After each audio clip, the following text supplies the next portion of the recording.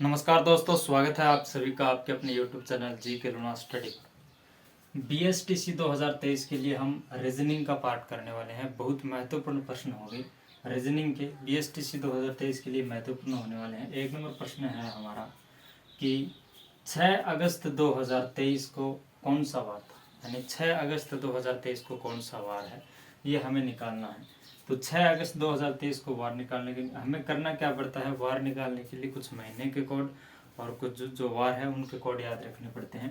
तो यहाँ पर 6 का 6 आ जाएगा। उसके बाद में अगस्त का कोड वर्ड होता है हमारे पास 2, अगस्त का कोड होता है 2। उसके बाद में 2023, तो 23 का जो हमारा लास्ट 2 वर्ष वाला अंक है उसे लिख लेंगे 23। उसके बाद में 2023 का जो शताब्दी कोड होगा वो होगा हमारे पास 6। 2023 का शताब्दी कोड होगा 6। उसके बाद में 23 में हम 4 का भाग लगाएंगे तो कितने बार गया, 5 बार। 20 शेषफल बचे 3, तो जो हमें ये पूरा भाग जा रहा है 5 बार, ये लिखना है, ना कि शेषफल। तो यहाँ पर लिख देंगे 5 और बट्टे में लगा देंगे 7। अब इन सभी को जोड़कर हमें 7 का भाग लगाना है। तो 6 और 2 8, 8 और 5 13, 13 और 6 कितने हुए, 13 और 6 हुए 19, 19 और 23 कितने हुए, 19 और 23 हुए हमारे पास 42, 42 बट्टे 7। अब 7 का भाग लगाना है 42 में। अब 42 में 7 का भाग लगाएं, 6 बार गया, पूरी बार गया भाग 6 बार। शेषफल कितने बचे, 0।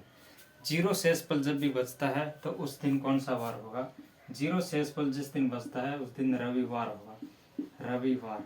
अगर यहाँ पर एक बचता, एक शेषफल बचता तो होता हमारे पास सोमवार, 2 बचता तो होता मंगलवार, 3 बचता तो होता बुधवार, 4 बचता तो गुरुवार, 5 शुक्रवार, 6 शनिवार, और अगर 0 शेषफल बचा इसका मतलब रविवार।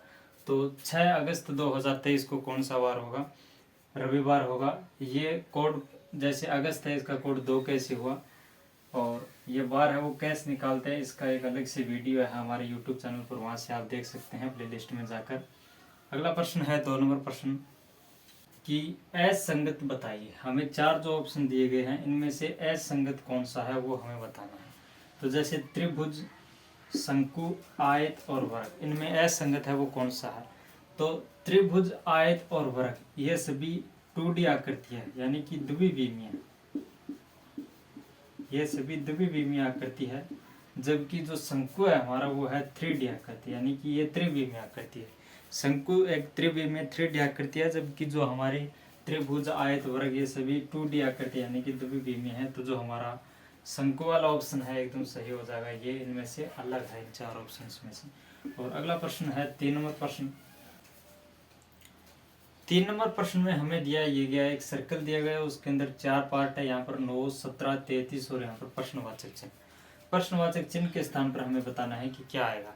तो जैसे 9 है, उसके बाद में 17 आया, 17 के बाद में 33 आया, उसी प्रकार यहाँ पर प्रश्नवाचक चिन्ह यहाँ पर क्या आएगा।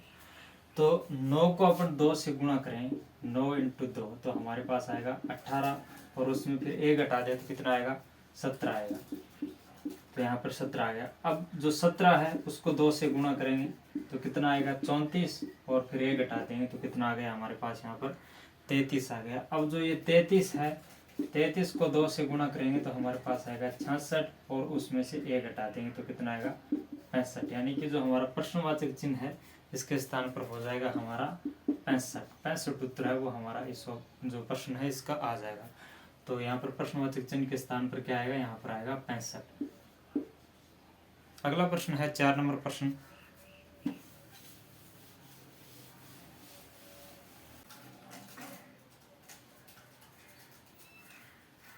चार नंबर प्रश्न में हमें एक श्रृंखला दी गई है अंग्रेजी वर्णमाला के अक्षरों की, ABDG, और यहाँ पर हमें पता करना है कि क्या आएगा, या जो खाली स्थान है उस पर कौन सा जो अक्षर है वो आएगा।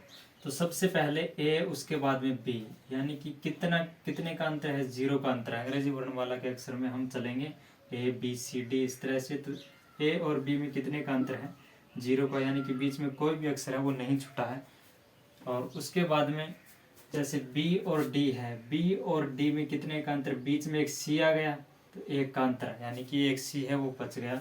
उसके बाद में डी और जी, डी और जी में कितने का अंतर आएगा, डी के बाद में आएगा ई और उसके बाद में आएगा एफ और उसके बाद में जी, यानी कि 2 का अंतर है।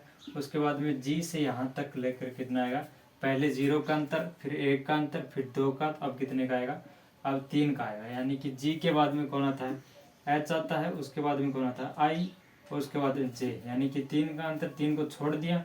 उसके बाद में कौन आएगा, के, यानी कि यहाँ पर क्या आ जाएगा, के, जो हमारा प्रश्नवाचक चिन्ह है उसके स्थान पर क्या आ जाएगा, के उत्तर है वो आ जाएगा। तो यहाँ पर होगा ए बी डी जी और के। उसके बाद में 4 का अंतर हो जाएगा, 4 का अंतर होने के बाद में भी अगला अक्षर है वो लिखा जाएगा। अगला प्रश्न है 5 नंबर प्रश्न, 2, 8, 18, 32 और यहाँ पर क्या आएगा, इनमें आपस में संबंध है। जैसे 2 और 8 में कितने का अंतर है, 6 का अंतर है। 2 और 8 में 6 का अंतर है। 8 और 18 में कितने का अंतर है, 10 का अंतर है। 18 और 32 में कितने का अंतर है, 14 का अंतर है। 18 और 14 को हम जोड़ेंगे तो 32 आएगा, यानी कि 14 का अंतर है। तो पहले कितने का अंतर हुआ, 6 का, उसके बाद में 10 का, यानी इन दोनों में आपस में कितने का अंतर है, 4 का। इनमें भी कितने का है, 4 का, यानी कि 4 4 है वो ऐड करते जा रहे हैं। जैसे पहले 6 का अंतर था, उसमें 4 जोड़ दिया, फिर 10 का अंतर आ गया, फिर उसमें 4 जोड़ दिया तो 14 का अंतर आ गया। अब इसमें 14 में हम 4 जोड़ेंगे तो कितने का अंतर आएगा, 14 में 4 जोड़ेंगे तो 18, यानी कि 18 हम 32 के अंदर ऐड करेंगे तो हमारे पास अगली संख्या आएगी। तो 32 में 18 ऐड करने पर हमारे पास आएगा 50। 8 2 0 और 3 1 4 5, यानी कि 50 उत्तर वो आएगा। तो प्रश्नवाचक चिन्ह के स्थान पर क्या आएगा, 50। तो ये जो श्रृंखला अगर हम पूरी करेंगे तो यहाँ पर प्रश्नवाचक चिन्ह के स्थान पर क्या आएगा, 50 आ जाएगा, 50। उसके बाद में अगर हमें निकालना हो तो क्या आएगा, तो सब हमें कितने कितने जोड़े हमने, 18 और उसके बाद में 4 और जोड़ देंगे, यानी कि 22। 50 में 22 जोड़ेंगे तो अगला अक्षर है वो आ जाएगा हमारे पास, कितना आ जाएगा, 72 आ जाएगा। इस प्रकार ये श्रृंखला है वो होगी। तो हमारा उत्तर क्या होगा, उत्तर होगा वो होगा 50। अगला प्रश्न है 6 नंबर प्रश्न, यदि एक घड़ी में 6:20 बजे हैं, यानी कि 6:20 है, तो दर्पण में देखने पर क्या समय हो। एक घड़ी में हमारे पास 6:20 बजे हैं, तो उसी घड़ी को अपने दर्पण के सामने रखेंगे तो दर्पण में हमें क्या समय दिखाई देगा। दर्पण और घड़ी, जैसे ये साधारण हमें घड़ी में 6:20 बजे हुए दिखा रहे हैं, तो दर्पण में समय निकालना है तो हम 11:60 में से ये जो समय उसको घटा देंगे। 11:60 में से दिए हुए समय को हम घटा देंगे, तो घटाएंगे तो 60 में 20 गया 40 और 11 में 6 गया 5, यानी कि दर्पण में जो हमें समय दिखाई देगा वो 5:40 होगा, यानी कि 5:40 है वो दर्पण में होगा। 7 नंबर प्रश्न में हमें बताना है कि निम्न में से लीप वर्ष है, लीप वर्ष है वो कौन सा है, 2021, 2022, 2026 या फिर 2024। तो लीप वर्ष कौन सा होता है, लीप वर्ष जिसमें 366 दिन होते हैं। नॉर्मल साधारण वर्ष में 365 दिन होता है, जबकि लीप वर्ष में कितने दिन होते हैं, 366, यानी कि फरवरी है वो 29 दिन की होती है। तो लीप वर्ष की पहचान के लिए जो हमारे जो वर्ष है, जैसे 2024 है, 20 है, ये हमारे लीप वर्ष है, यानी कि जिसमें 4 का भाग है वो पूरा पूरा जाता है, वो कौन सा होता है, लीप वर्ष होता है। तो इसमें 4 का भाग पूरा पूरा किस में जाता है, 21 में नहीं जाता है, 22 में नहीं, 26 में नहीं, 24, यानी कि 24 में हम 4 का भाग देंगे तो 6 बार जाएगा, यानी कि शेष पर 0 पूरी बार है वो 4 का भाग जाता है। तो 2024 है वो क्या होगा, लीप वर्ष होगा। 2020, 24, 28 ये सभी क्या है, ये लीप वर्ष है। अगला प्रश्न है हमारा 8 नंबर प्रश्न, यदि a बराबर 1 और एंड बराबर 19 तो कैट बराबर क्या होगा। a बराबर हमें दिया गया है 1, यानी कि अंग्रेजी वर्णमाला अक्षर में a कितने स्थान पर आता है, a 1 नंबर पर आता है। तो एंड बराबर हमें 19 दिया गया, यानी कि a कितने पर आता है, 1 पर, n कितने पर आता है, 14 नंबर पर, और d कितने पर आता है, 4 नंबर पर। इन तीनों को हम जोड़ेंगे तो कितना आएगा, 14 4 18 और 1 19, यानी कि a एंड d बराबर होगा हमारे पास 19।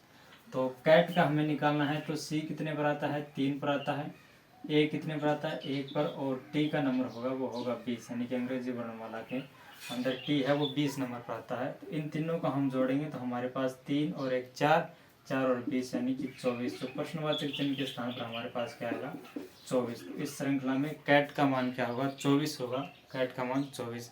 अगला प्रश्न है हमारा 9 नंबर प्रश्न। 9 नंबर प्रश्न में हमें एक सर्कल दिया गया है जिसके अंदर ये पार्ट अलग अलग, इसमें इसका मान 1 2 3 5 8 और यहाँ पर प्रश्नवाचक चिन्ह है। प्रश्नवाचक चिन्ह का हमें उत्तर है वो बताना है, लेकिन प्रश्नवाचक चिन्ह के स्थान पर है वो क्या आएगा ये हमें बताना है। तो 1 नंबर पर हमें दिया गया यहाँ पर 1, यहाँ से स्टार्ट करते हैं हल करना। 1, उसके बाद में 2, उसके बाद में 3, 5, तो 1 है, 1 के अंदर हम कितना जोड़ेंगे 1, तो कितना आएगा 2, यानी कि 1 है उसको खुद को आपस में जोड़ा तो 2 आया। उसके बाद में इन दोनों को जोड़ेंगे, 1 और 2 को, इन दोनों को जोड़ेंगे तो ये 3 आएगा। उसके बाद में इन दोनों को आपस में जोड़ेंगे तो 2 और 3 कितने हुए 5, तो ये 5 आ जाएगा। उसके बाद में इन दोनों को आपस में जोड़ेंगे, 5 और 3 को जोड़ेंगे तो कितना आएगा 8। उसके बाद में 8 और 5 को जोड़ेंगे तो कितना आएगा 13, यानी कि प्रश्नवाचक चिन्ह के स्थान पर हमारा कितना आ जाएगा 13 आ जाएगा। तो ये हमारा उत्तर हो जाएगा, प्रश्नवाचक चिन्ह के स्थान पर कितना आ जाएगा